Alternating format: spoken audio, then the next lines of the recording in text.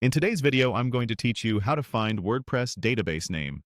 We'll walk through the WordPress.com dashboard and use database-related tools to understand how your site data is handled, along with helpful context, so you know what to expect.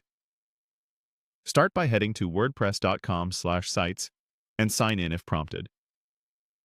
This opens the Sites area, where you can see the sites connected to your account. Click Sites in the left navigation to view your list, then select the site you want to work with. Once you're on the correct site, open the Plugins section in the sidebar. On WordPress.com, the database is managed for you, so you typically won't see the database name directly. However, exploring database-related plugins is a practical way to understand how content is stored and managed behind the scenes. In the plugin directory, use the highlighted options to navigate. Then choose the Must-Have Premium Plugins section to see trusted, high-quality tools. Next, go to the search field and type a relevant keyword. Enter database to filter results to plugins that interact with stored data.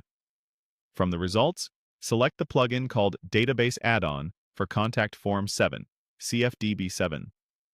First, click it in the listings to open its card, and then click again to open the full details page. On that page, choose the entry that reads, Save and Manage Contact Form 7 Messages. Never lose important data.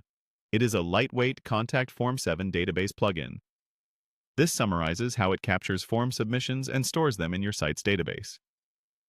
Now review the tabs so you understand what the plugin does and how it works. Open Description to get an overview of features and use cases. Move to Installation to see setup guidance and any prerequisites. Check Changelog to learn about updates and compatibility. Finally, read through FAQs for answers to common questions and tips for troubleshooting. If you're ready to try it on a new WordPress.com site, click Get Started. This opens the onboarding flow.